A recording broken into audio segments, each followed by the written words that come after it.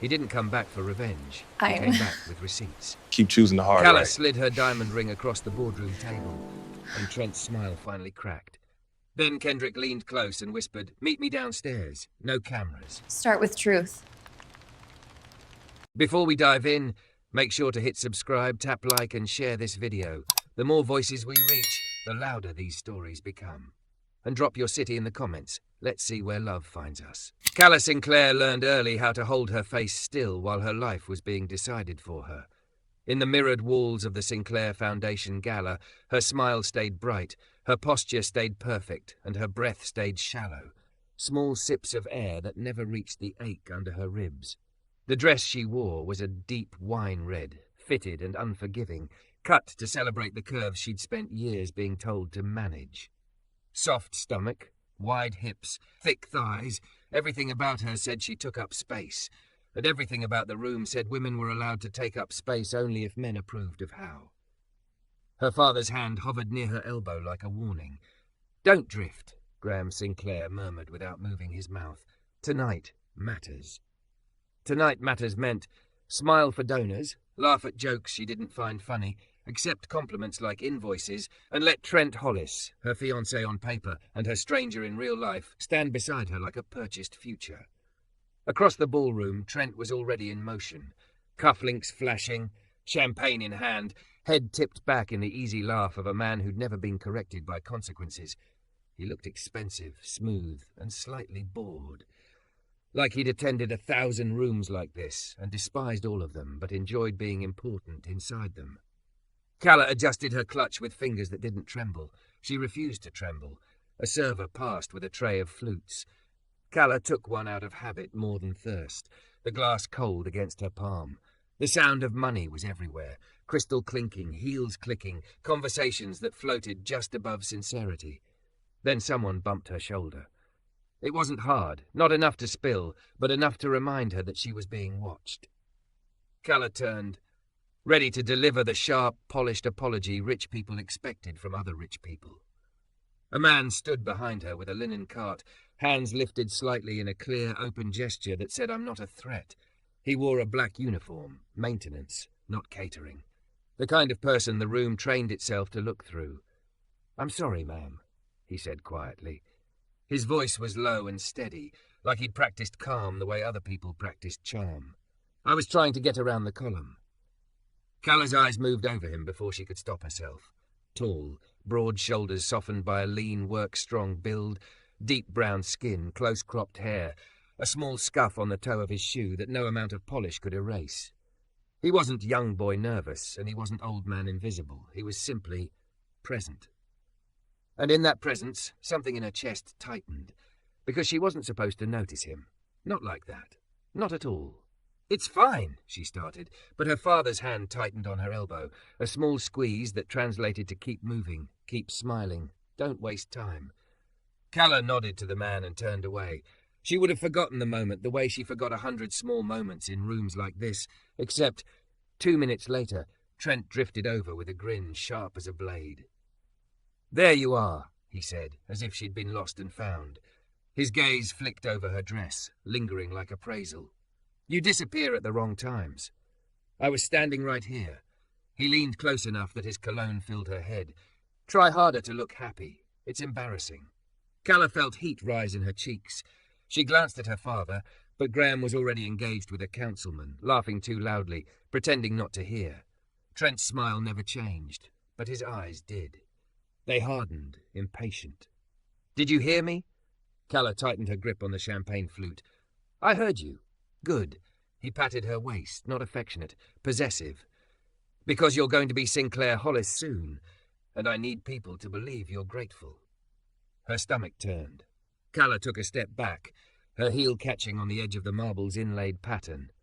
The champagne sloshed dangerously. She steadied herself and turned, desperate for space, desperate for air. That was when she saw the man again. He was crouched near the edge of the room, wiping a small spill someone had ignored. He worked quickly, cleanly, head down. Like if he did his job perfectly enough, no one would ever have to acknowledge he existed. Something in Calla snapped. Not at him, not really, but at everything. The tightness of the dress, The tightness of her father's expectations, the tightness of Trent's hand on her body, the suffocating perfume of approval. She was cornered, and when people are cornered, they look for somewhere to throw the panic. Trent followed her gaze. His mouth curled. "Don't tell me you're staring at the help," he said, loud enough for a few nearby faces to angle toward them. "Come on, that's pathetic." Calla's throat closed. She hated him in that moment, hated that he could speak like that and still be applauded for existing. Trent lifted his voice again as if performing for the room. "Hey, what's your name?" The man looked up, cloth still in hand. His eyes met Trent's without flinching. "Kendrick," he answered, just the first name. No apology for not giving more. Trent snorted. "Kendrick, right. Listen, Kendrick, my fiancée here is a little emotional tonight. She's not used to disappointment." Calla's pulse thudded in her ears. "Trent." He ignored her.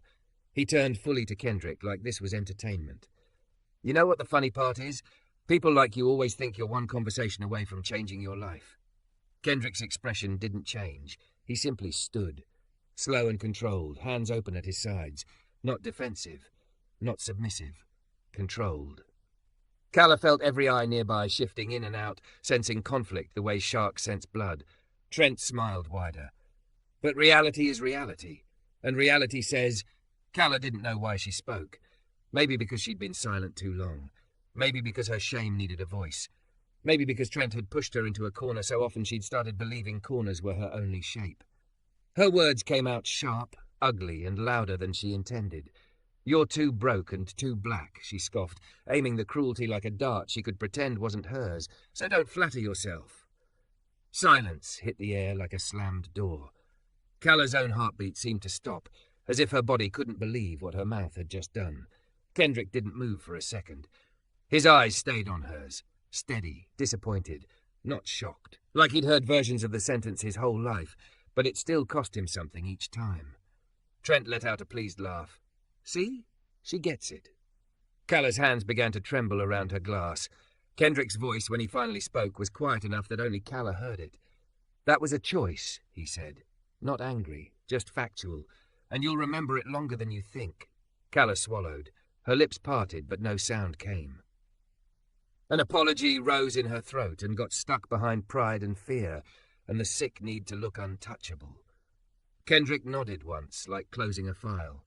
Then he reached into his vest pocket, pulled out his staff badge, and clipped it off with a calm that felt like a verdict. He didn't throw it. He didn't make a scene. He simply held it for a moment. Looking at the printed name beneath his photo, Kendrick Hayes, then set it gently on the edge of the linen cart, like it was something he'd outgrown. He turned and walked away from the ballroom, past the shining people, past the laughter that had restarted a second too late, past the exit like the night couldn't stop him. Calla stood frozen, heat flooding her face, shame sinking heavy into her chest. Trent leaned close, satisfied. "Good girl," he whispered. "Now smile." But Calla couldn't, because through the glass doors she saw Kendrick step into the cold drizzle outside, and for one breathless second, before the valet lights swallowed him, he looked back. Not at Trent, only at her. And Calla understood with a sudden, terrifying clarity. The cruel sentence she'd thrown wasn't going to land on him and stay there. It was going to circle back, and when it did, it would hit her harder. Calla didn't remember walking back into the ballroom. She only remembered the way the air felt thicker, as if her words had turned it into something you could choke on. She remembered the faint clink of glass restarting, people deciding the moment was over because it made them uncomfortable. She remembered Trent's hand at her waist again, guiding her like she was furniture he'd paid to have placed. "Smile," he hissed near her ear, still wearing that polished grin for everyone else. "You did great." Her stomach rolled. Calla took one step, then another, like her body was moving without permission. Her father caught her eye across the room. Graham Sinclair's expression didn't hold outrage or shock. It held calculation. How bad was it? Who heard? Can we spin it? That was the sickest part, that no one asked if she was okay. Only if she'd ruined something. Calla's chest tightened so suddenly she had to turn away before anyone saw the panic rising into her face. She slipped through bodies and perfume and laughter that sounded too sharp until she found the women's restroom down the hall. a quiet marble cave where everything echoed. She locked herself in a stall, pressed her palm to her mouth, and breathed like she was trying to keep herself from becoming a headline. "You're too broke and too black." Her own voice repeated in her head, ugly and bright. It didn't sound like her mother. It didn't sound like her friends. It didn't even sound like Trent. It sounded like the worst part of the room, coming out of her. Calla leaned her forehead against the stall door. Her lashes were wet, but she couldn't tell if she was crying or sweating. She tried to swallow, but her throat felt too small for remorse. She remembered Kendrick's eyes, not angry, not begging, just disappointed. Like he'd watched her choose the easiest cruelty and realized the cost would be hers too. A knock came. "Calla?" Trent's voice, too cheerful. "You hiding? Come on. Everyone's looking." Her mouth opened, but nothing came out. He knocked again, harder. "Calla." She steadied herself with both hands on the stall door. Her dress felt tighter, her skin too hot. She opened the door and walked to the sink with a calm she didn't feel. Trent was there, leaning against the counter as if he owned the restroom too. He looked her up and down, eyes cold beneath the smile. "Don't do that again," he said. "The disappearing act. It looks weak." Calla stared at her reflection. Her lipstick was still perfect. That made it worse. "I..." Her voice broke. She cleared her throat. "I need to find him." Trent's brow lifted. "Who?" "Kendrick." The name tasted like regret. "I need to apologize." Trent laughed softly like she'd told a joke. "Apologize for what? You put him in his place. You were finally useful tonight." Calla turned slowly. "Trent, he was a person. And," Trent's smile sharpened, "so are we, and we matter more." Something in Calla's chest cracked, not dramatic, not loud, just a small, irreversible breaking. "I'm going home," she said, Trent's eyes narrow not. Calla held his gaze, surprised by the sudden stillness in her spine. "I am." For a moment it looked like he might grab her. His jaw ticked once, the way it did when his control slipped. Then he exhaled, smoothing himself like a man putting his mask back on. "Fine, but you'll fix this tomorrow. My mother already texted me about the scene. You'll post something. Foundation account. Your account. Whatever looks sincere." Calla's fingers curled around the edge of the sink. "I don't want a statement. I want to say it to him."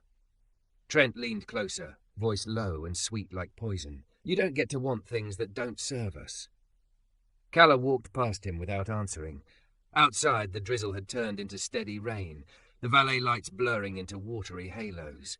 Calla stood under the awning, shivering in a dress meant for spotlight, not weather. She watched the entrance like she could rewind time by staring hard enough. Kendrick didn't come back. She asked a coordinator at the venue desk, quietly, carefully, as if even her shame was expensive. The woman checked a clipboard and said, "Maintenance staff?" He left, took his badge off and walked out. "We don't have personal contact info." "His last name?" Calla heard herself ask. The coordinator hesitated, then sighed like she'd seen too many rich people ruin someone and then want closure. "Hayes. Kendrick Hayes." Calla went home with rain in her hair and a sentence stuck in her throat. Sleep didn't come. Every time she closed her eyes, she saw Kendrick's hands open, calm, not pleading. She saw her own mouth forming the words like they belonged there. At 3 a.m, she slid out of bed, careful not to wake Trent, and padded barefoot to the study. She searched Kendrick Hayes on her phone like a confession. Nothing. No social media, no articles, no LinkedIn profile. Like he didn't exist online at all. Calla's pulse thumped. She tried again with Kendrick Hayes Chicago and Kendrick Hayes Engineer and Kendrick Hayes Sinclair Foundation Gala, but the internet didn't know him. And that terrified her in a way she couldn't explain, because it meant Kendrick was the kind of man who didn't need to be seen to become something. The next morning, Graham Sinclair called her into his office before breakfast. Her father didn't waste time on emotion. He sat behind his desk, suit immaculate, eyes hard. A newspaper lay folded beside him as if it might bite. "You embarrassed us," he said. Calla's stomach sank. "I embarrassed me." "You embarrassed the name," Graham corrected, "and Trent's family is displeased." Calla stared at him, waiting for the part where he asked why she'd said it, where he asked if something was wrong, where he sounded like a father instead of a brand manager. It didn't come. "I want to find him," Calla said. "I want to apologize properly." Graham's eyes narrowed. "You want to drag this longer?" "It's already dragged," Calla said, voice quiet but firm. It's inside me. Her father leaned back, studying her like she was a problem to solve. You're not a child, Calla. You don't get to act on guilt. You act on strategy. Calla's hands tightened at her sides. Strategy is why I said it. Strategy is why I'm engaged to a man who... She stopped herself, because even now the house trained her to swallow truth. Graham's voice cut through. You will post an apology. You will attend the Hollis brunch tomorrow. You will smile, and you will never, he paused, disgust flickering, involve yourself with staff again. Calla's throat burned. You mean I'll never look at them like they're human? Graham's expression stayed blank. I mean you'll never put yourself in a position where you can be misinterpreted. Calla walked out of the office feeling like the walls had closed in an inch. Days passed, then weeks. The apology went up, carefully vague. People praised her growth. Comment sections became applause. Donors sent heart emojis. The world accepted her regret because it was packaged neatly enough to consume. But her body didn't accept it. Every time she saw a uniform, her chest tightened. Every time she heard laughter spike too sharply, she flinched. Every time Trent touched her, her skin felt like it belonged to someone else. One afternoon, months later, Calla sat alone in the Sinclair Foundation conference room, staring at balance sheets that didn't make sense. Trent had pushed through an investment initiative, promising returns, promising prestige. He'd pressured her father. He'd pressured her. She'd signed because she was tired, because fighting felt like drowning. Now the numbers looked like a slow, elegant disaster. The foundation was bleeding. Calla. Trent strolled in, confident as ever. Good news. We have a potential partner for recapitalization. Calla's mouth went dry. Partner? Investor, Trent corrected. Big one, private, no press. Calla stood, smoothing her skirt with hands that wanted to shake. Who is it? Trent grinned, enjoying the suspense. You'll see. The boardroom doors opened. At first, Calla registered only the change in the air, like the room had been rewired. Then she saw the man walking in with a small team behind him, suit tailored, posture grounded, eyes steady. He wasn't wearing a uniform now. He was wearing power like it didn't have to announce itself. Kendrick Hayes stopped at the head of the table, hands open at his sides, calm as a verdict. His gaze moved across the faces, Graham, the board members, Trent, then landed on Calla. Not cruel, not triumphant, just present. And when he spoke, his voice was the same low steadiness she'd never forgotten. Good afternoon, he said. I'm Kendrick Hayes. I'm here about the acquisition. The room went so quiet, Calla could hear the hum of the projector and the soft, nervous click of a pen somewhere down the table. Kendrick Hayes stood at the head like he belonged there, not because he wanted to dominate, but because he didn't need to. His suit was charcoal, simple, tailored so perfectly it looked effortless. The same steady eyes from that night in the ballroom swept the room once. Graham, Sinclair, the board members, Trent then settled on Calla like the truth had finally found its address. Trent recovered first. He pushed up from his chair with a grin that tried to turn surprise into power. Kendrick, he said, too friendly, too loud. Glad you made it. We've been expecting. Kendrick lifted one hand, palm open, calm as a stop sign. Before we begin, he said, voice low and even, I'd like to clarify something. He nodded to the woman beside him. She slid a thin folder across the table, then another, one for each board member. The papers looked expensive, the kind of white that meant lawyers had touched it. Hayes Meridian Capital, Kendrick continued, will not be a partner. We will be the controlling stakeholder, effective immediately upon signing if the terms are met. A board member coughed. Someone else shifted in their chair. The room's confidence cracked like ice. Trent's grin tightened. That's not what we discussed. Kendrick's gaze moved to Trent like a spotlight. You and I didn't discuss anything, Kendrick said. You emailed my assistant twice. Both messages were forwarded to legal. Calla's fingers went cold against the edge of her notebook. Assistant. Of course he had one. Graham Sinclair leaned forward, voice smooth. Mr. Hayes, with all due respect, the Sinclair Foundation isn't a distressed company you can simply... It's not simply, Kendrick interrupted, still calm. It's thorough. Your endowment is bleeding through a series of initiatives approved over the last 6 months. Those initiatives are tied to shell vendors. Those vendors are tied to one primary beneficiary. Kendrick looked at Trent again. Trent's jaw ticked. Kendrick slid a single page toward the center. Trent Hollis. The air changed. Not dramatic, just dangerous. Trent let out a short laugh. That's ridiculous. Kendrick didn't raise his voice. He didn't have to. My firm doesn't accuse without receipts, he said. And I don't walk into rooms like this to argue with men who confuse charm for innocence. Calla stared at Trent, searching his face for denial that didn't feel like theatre. Trent's eyes flashed to her, warning, pleading, furious all at once. Don't you dare.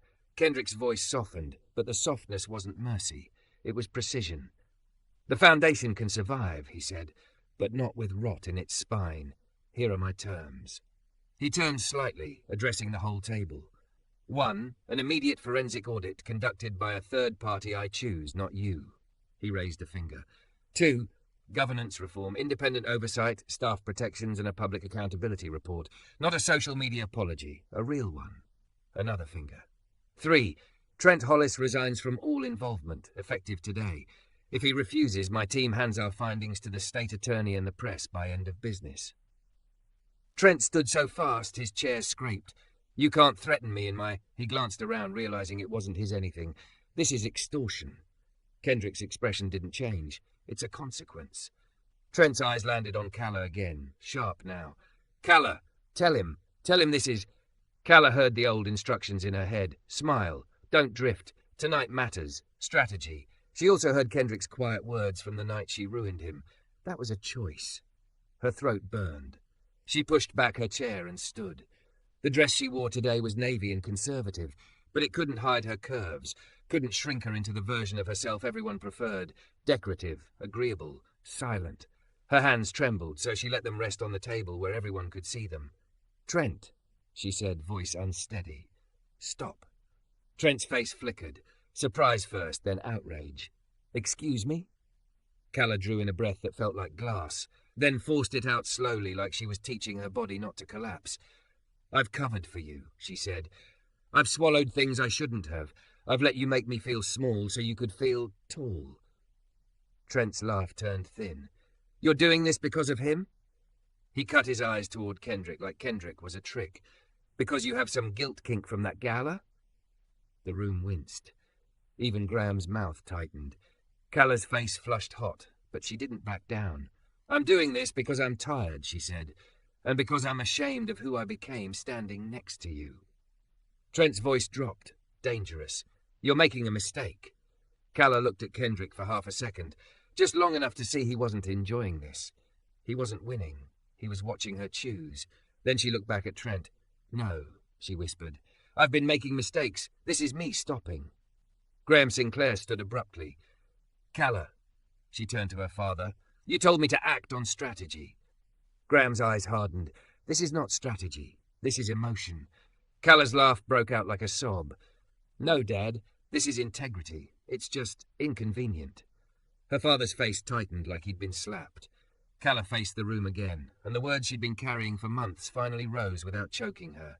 And Kendrick, she said, the name a confession.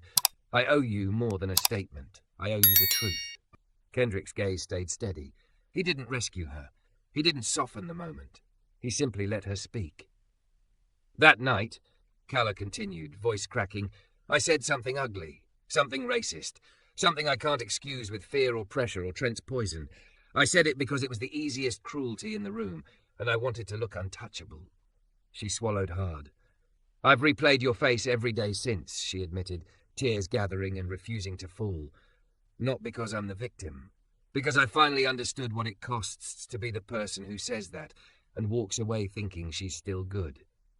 The boardroom was still, not polite stillness, real stillness. Calla's chest rose, fell. I'm sorry, she said, and this time the words weren't packaged. I'm sorry to you, and I'm sorry to the people I treated like background, and I'm sorry to the version of myself I betrayed. Trent scoffed, but it sounded weak now. Oh, please, this is a performance. Kendrick's eyes shifted to him. No, he said simply. It's accountability. You wouldn't recognize it. Trent's face darkened. You think you're some hero because you got rich? Kendrick didn't flinch. I didn't get rich to prove anything to men like you, he replied. I got rich so people like you couldn't corner rooms anymore. He turned back to Calla. You don't get forgiveness because you cried. Kendrick said, and the bluntness stung, but it was honest. You don't get it because you want it. You get a chance to earn trust by what you do next. Calla nodded, tears finally slipping down her cheeks. Then tell me what to do. Kendrick looked at the table, then at the papers. Start here, he said. Step away from the foundation board today. Not as punishment, so this doesn't become your redemption campaign. Let the audit happen clean. Then, if you still want to serve, you do it where cameras aren't waiting. Calla's hands tightened, then loosened. She nodded again. Okay.